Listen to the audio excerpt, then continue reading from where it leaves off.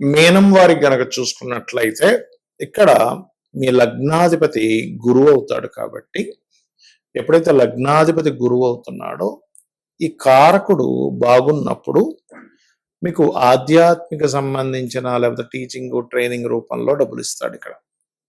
అయితే ఎప్పుడైతే ధనాధిపతి ధన కారకుడు ప్రత్యేకంగా ఉన్నప్పుడు ఏంటంటే ప్రత్యేకంగా ఈ ధనాధిపతి ధనకారకుడు ఇలా ఉన్నప్పుడు మీకు కలిగేటువంటి ఫలితాలు ఏమిటి అని చెప్పి చూసుకున్నట్లయితే ఈ ఫలితాలు ప్రత్యేకంగా మీకు ఈ గ్రహం ఏదైతే ఉందో అంటే ఇప్పుడు చూడండి ఈ యొక్క అంటే గ్రహం గనక ఉదాహరణకి మీకు ధనాధిపతి కుజుడు గనక చంద్రుడితో ఉన్నాడు అనుకోండి, సంతానం కలిగినప్పటి నుంచి అంటే కుజ చంద్రుల కలయిక ఉంది మీన లగ్నంలో పుట్టినటువంటి వారికి.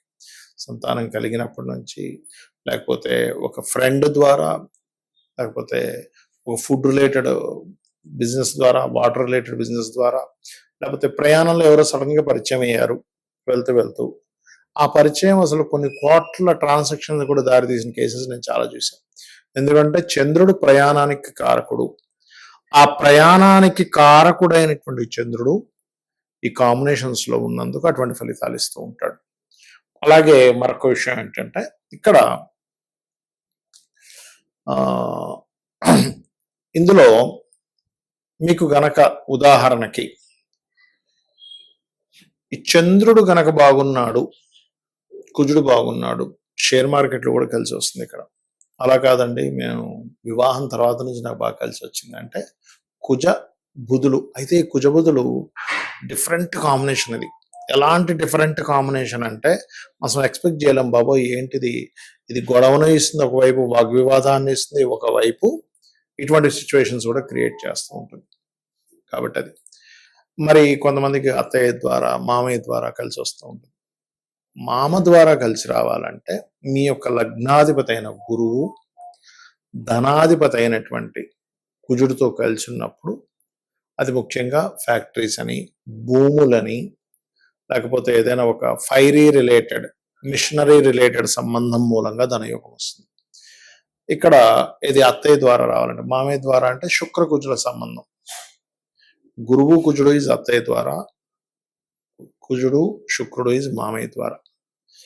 లేదా ఇన్సూరెన్సెస్ ద్వారా కొన్నిసార్లు అష్టమాధిపతి కూడా శుక్రుడు అవుతాడు. ఇన్సూరెన్స్ చేశానండి ఆ డబ్బులు వచ్చాయంటూ ఉంటాడు.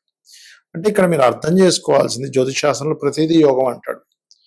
ధనహీన యోగం అంటాడు, ధనయోగం అంటాడు. ఇదేంటి ధనహీన యోగం ఏమిటి, ధనయోగం ఏమిటంటే నీకు ధనహీనం కలగాలి అంటే నువ్వు డబ్బులు పోగొట్టుకుంటున్నావు అంటే ఇంకొకరికి ఎక్కడో బాకీ ఉన్నావు, అది పోగొట్టుకుంటావు. అలా అని మోసం చేసే వాళ్ళందరినీ మనం మెచ్చుకోవడం కాదు. ఇక్కడ నువ్వు ఎంత ప్రయత్నం చేసినా నీకు ఆ డబ్బులు అవతల వాళ్ళకి నువ్వు ఖర్చు పెడుతున్నావు అంటే ఖచ్చితంగా వాళ్ళకి ఖర్చు పెట్టే యోగం ఉంది, వాళ్ళ ద్వారా నీకు ధనం కలిసి వచ్చే యోగం ఉంది, గుర్తుపెట్టుకోండి. అయితే ఇక్కడ మీరు అర్థం చేసుకోవాల్సిన అంశం ఏమిటి అంటే ఇక్కడ ప్రధానంగా మీరు అర్థం చేసుకోవాల్సింది కాంబినేషన్స్ ఎలా ఉన్నాయి అంటే ఒక కాంబినేషన్ ఉంది, అది మంచి ఫలితం ఇస్తుంది. అదేవిధంగా ఆ కాంబినేషను మీకు కొన్ని ఇబ్బందికరమైన ఫలితాలు ఇస్తుంది, అది చూసుకోవాలి. అంటే పాపకత్తెరలో ఉందో శుభకత్తెరలో ఉందో అలా చూసుకొని చేసినట్లయితే అన్ని విధాలు మీకు బాగుంటుంది.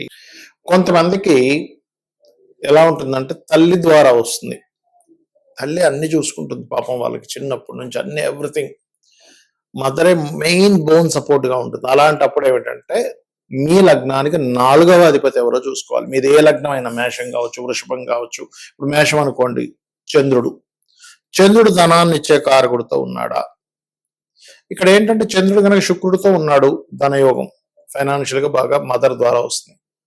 అలా కాకుండా ఈ అత్తగారి ద్వారా, అప్పుడు 10th లార్డ్ అంటే దశమాధిపతి, మీ లగ్నం నుంచి దశమాధిపతి ఎవరు తద్వారా వస్తుంది, గుర్తుపెట్టుకోండి. కొంతమంది చూడండి 3వ అధిపతితో కలిసి ఉంటాడు, అప్పుడు మామయ్య ద్వారా వస్తుంటాయి డబ్బులు. అంటే ఏమిటంటే ఇక్కడ అదేదో వాళ్ళ ద్వారా రావాలని ఆశపడమని నేను చెప్పట్లేదు, మీరు వాళ్ళని పీడించుకొని తినండి నేను చెప్పట్లేదు. బాగా అర్థం చేసుకోండి. నా కాన్సెప్ట్ ఏంటంటే మీరు పూర్వజన్మల్లో వాళ్ళకి బాకీ ఉండడమో వాళ్ళు మీకు బాకీ ఉండడం. కొంతమంది చూడండి, అత్తగారికి మొత్తం ఈయన చూసుకుంటాడు. ఎవ్రీథింగ్. ఒక రూపాయి కట్నం తీసుకోకుండా, అసలు కట్నం అనేది తీసుకోకూడదు. కాకపోతే తీసుకోకుండా ఆవిడ ఆళ్ళ పనులన్నీ, ఆవిడకి కావాల్సిన మెడిసిన్స్ కానివ్వండి, ఆవిడని చూసుకోవడం అన్నీ జరుగుతాయి. ఎందుకంటే 10th హౌస్‌కి, అత్తగారి 10th హౌస్.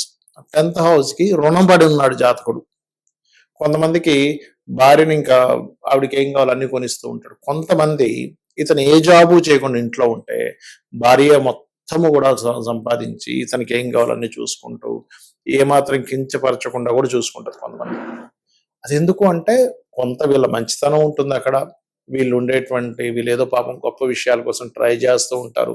ఈ ఐఏఎస్, ఐపీఎస్ కోసం ఒక పక్క చదువుకుంటూ ఉంటారు. లేకపోతే ఈయన ఎంతో నిజాయితీగా వ్యాపారం చేసి కూడా నష్టపోయి ఇంట్లో కూర్చొని ఉంటే ఆవిడ అర్థం చేసుకొని పోషించవచ్చు. బట్ ఇక్కడ ఏంటంటే ఏదైనా కావచ్చు కారణం అక్కడ. ఇక్కడ ఏంటంటే జీవిత భాగస్వామి ద్వారా మీకు బెనిఫిట్ ఉందా లేదా?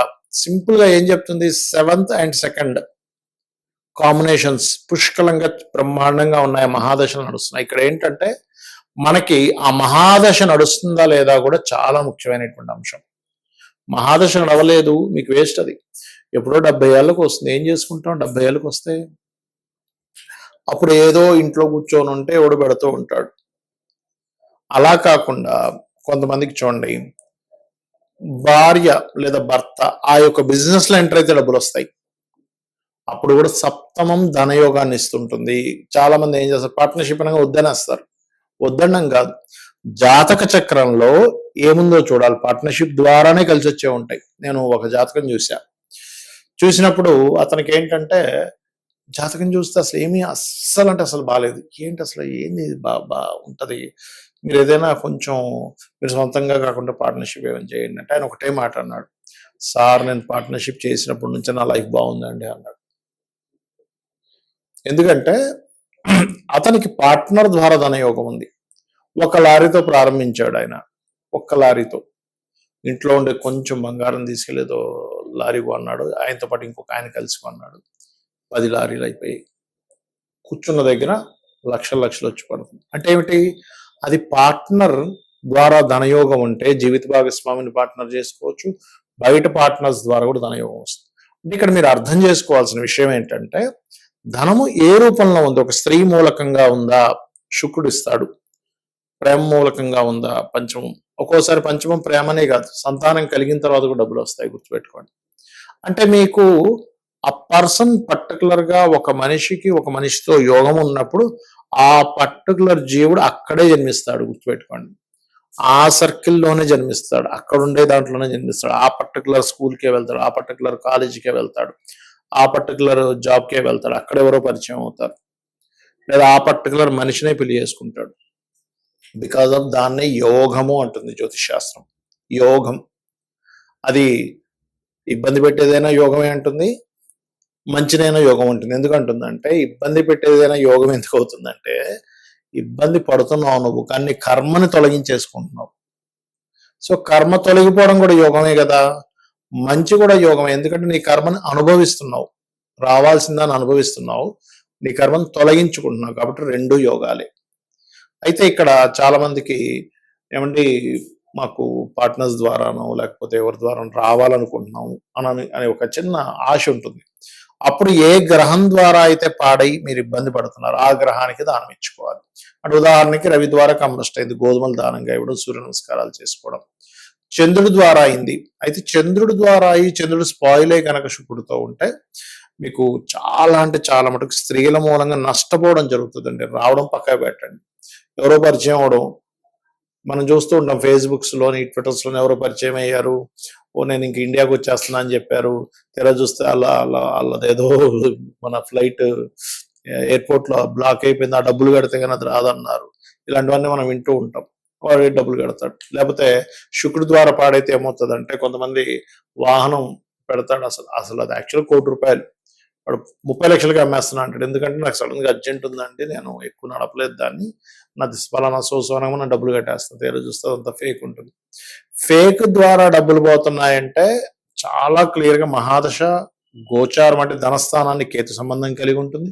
మహాదశ కూడా కేతు సంబంధాలు కలిగి నష్టపోయే కాంబినేషన్స్ లో ఉంటాయి. అలా రకరకాల మార్గాల్లో ఉంటాయి, గుర్తుపెట్టుకోండి.